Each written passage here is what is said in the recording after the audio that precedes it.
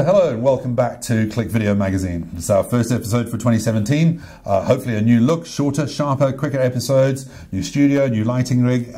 Theoretically should be a little bit more interesting. Our first episode for this year, we're going to have a look at the G9X Mark II. You're quite keen on it. Me, I'm not quite so enamored, so we'll talk about that in detail. And especially how it stacks up against the G7X Mark II, my favorite. We're also going to have a look at Irista, which is Canon's online photo storage site, and we're going to have a quick interview with Clinton Lubbe, who's been out and about with the new 16-35 2.8 Mark III lens. So that's what our first episode is going to entail. First and foremost, the G9X Mark II. What are the key things that we're going to talk about? Well, it was released about a week ago, firstly. Meant to replace G9X Mark I. Changes on it is minimal except for the fact that they've added Bluetooth. Okay. Now, Bluetooth, biggest problem people have with sharing by a cell phone when you take a photo on a camera is you've got to initiate Wi-Fi. You've got to either get off the Wi-Fi network at work, get off the Wi-Fi network in the restaurant where you are, then download the photo, switch Wi-Fi back on again. And it's painful and it's kind of slow. Bluetooth is great in the fact that it's always on. And slow. What are you uploading? Pictures. How big? Well, I don't know. What's the resolution? No. How big? Where are you uploading to? Well, Facebook. So you're uploading big pictures onto Facebook.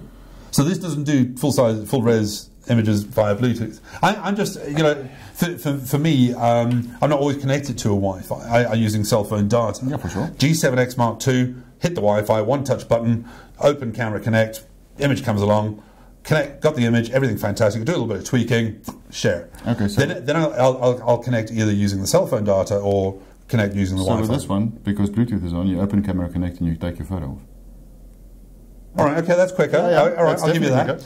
So hang on, but I'm going to introduce the elephant in the room. Bring the elephant. Not so much an elephant, but this is our camera choice. I mean, G7X and G9X came out at the same time. We love them to pieces. Mark II came out with the G7X. It got even more enamored. Yeah, sure. Love it to pieces. This is the camera choice. This is what we travel with. This is what we go with. Absolutely. I like big sensor. Yeah, same. I like bright lens. F2, f1.8. So a third of a stop, not a hell of a lot in it. I like flip out screen. Don't have it.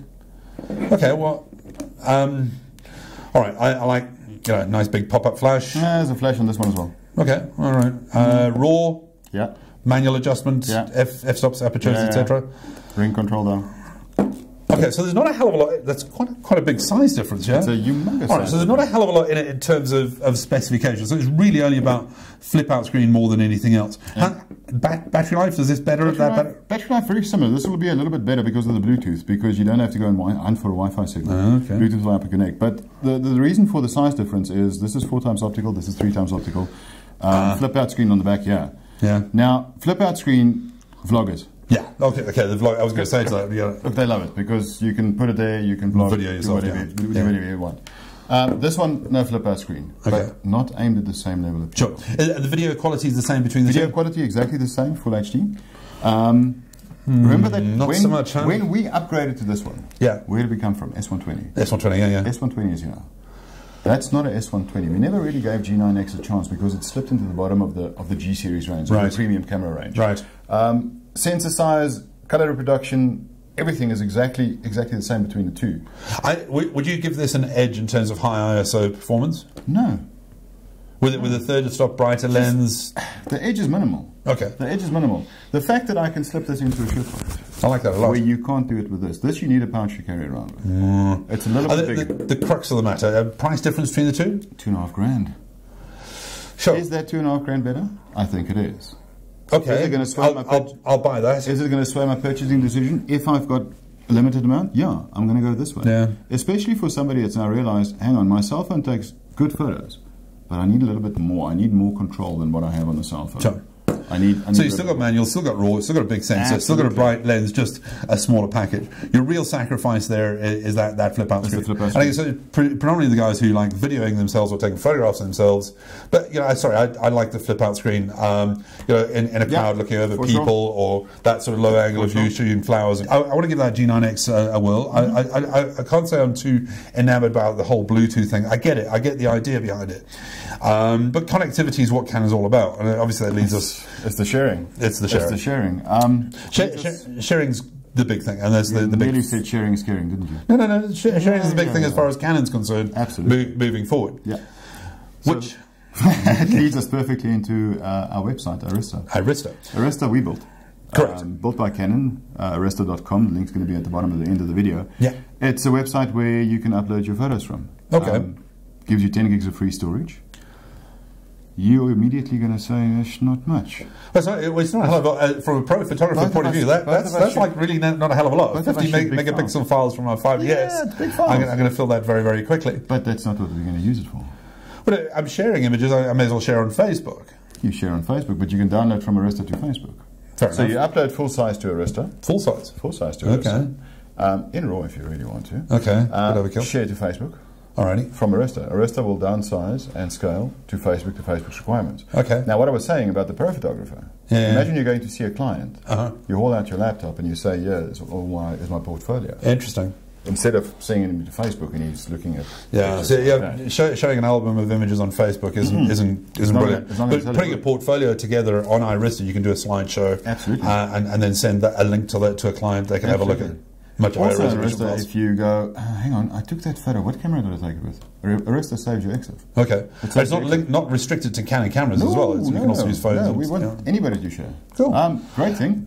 Print from Arista. Now that's a big thing. My sister in London complains a hell of a lot. You know, she wants pictures of the kids, etc. The Facebook images are way too small, and I can't email her like these huge files. But I mean, if she can just download a file from Irista and print directly there, that'd be pretty cool. Absolutely. But the thing with your sister in London is she can download Irista on her PC, and you can share the whole folder with her. Okay. Irista to Irista, and she can download and print on a Canon printer. Yeah. And the color profile will be exactly the same. Okay. Cool. So it's a different generation thing, because the Irista marketing video. I'm going to show you this lovely little video from Canon head office shortly. It's all about sharing with your grandparents are overseas, etc., etc. My parents, my mum with computer Irista. I have to bring her a print. Definitely BC. It's definitely that. So we're not the right age group. It's sort of one generation below us. But either which way, there is a cool video from Canon explaining Irista. Check it out.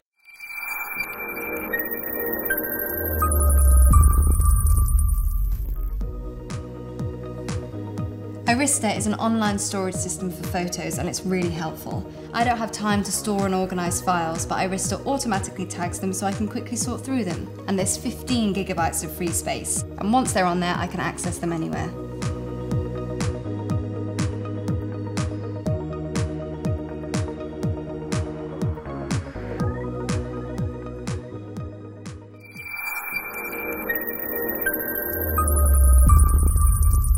That's what Irista is in a nutshell. Irista.com. Free sharing, whether you're a Canon user, whether you're not a Canon user. Go register, go log on, go share some pictures. I like the full res thing. That's quite an important factor. I'm not going to send 50 million pixel files, but the 1 million pixel files you get off Facebook are atrocious. You can't print those. Horribly. And my sister's constantly nagging. I want pictures of the kids, and email her a 14 meg file. It's a nightmare. But the amount of people that try and print the 1 meg photos from Facebook, that's a whole nother discussion. That does happen. Make no mistake, that does happen. But Irista gives you a really good alternative to that. Please check it out. It's something that's going to become more and more developed as time goes by. We're going to increase storage, we're going to increase connectivity, we're going to make it easier with our cameras and with mobile phones, obviously, as time goes by. So that's something we really want you to check out.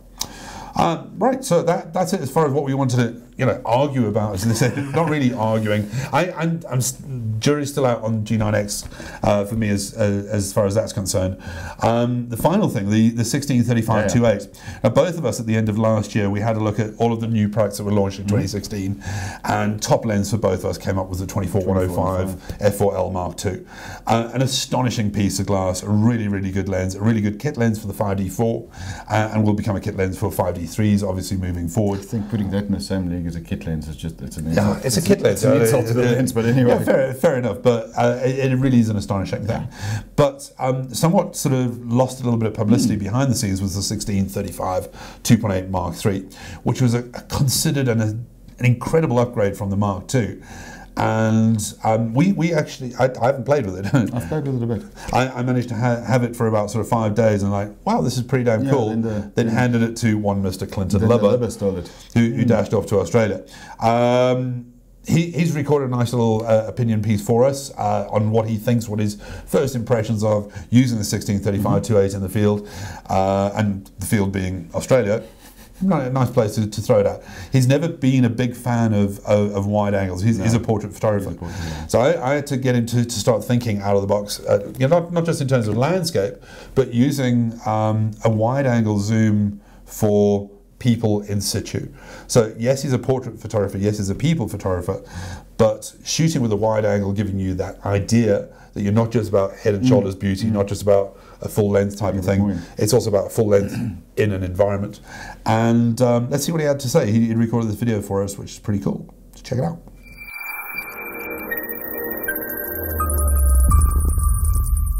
Hey there everybody, today we are having a look at the 16-35 F2.8 Mark III, which has been released by Canon towards the tail end of last year, but I was traveling with it for a few months. I'm not a technical type of shooter. I don't like to get myself caught up in all of the specs that everyone throws out there. For me, photography is about an image. Let's get past the technical right off the bat and jump into a picture here of the Sydney Opera House. So all I can do is take it down to the far corners over here. For my money, that's entirely usable. That is entirely acceptable. I think when I push my 85 1.2 to the extremes, and extreme meaning shooting it at 1.2, it's a little bit softer than this in the corners. And I mean, but that's entirely understandable. That is pushing your gear to the absolute limits, and I enjoy the way it looks. I don't like to waste my time on the technicalities of these things. I have a look at it at face value. Is it acceptable to my own norms and standards that I would deliver a client? And absolutely yes. So I'm sort of fast becoming used to this 16-35mm lens. Weight-wise, it's a big lens. It is a big lens, but then again, that's all relevant, and it depends what you're used to. I'm used to shooting with my 85 1.2, which is a heavy chunk of glass, so relevant to that, this feels very comfortable, very well balanced. It is slightly bigger than its predecessors. So would I buy one of these lenses?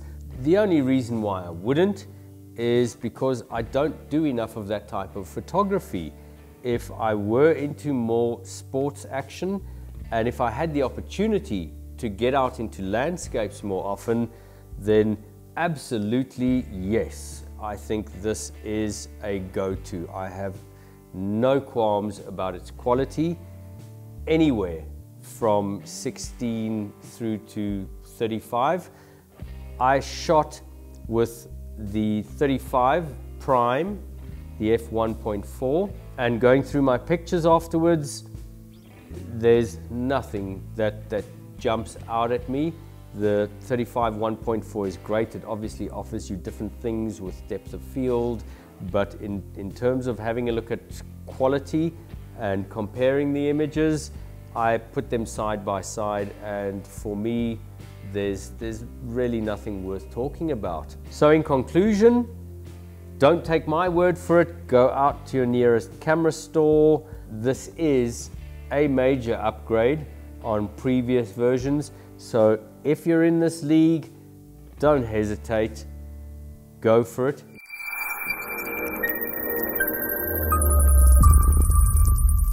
So that's it for this episode. Something shorter, sweeter, a little bit more interesting, hopefully as a hint of things to come. This is going to be a very exciting year for us. We've got 30th anniversary of EOS, so there should be some interesting things around that coming up.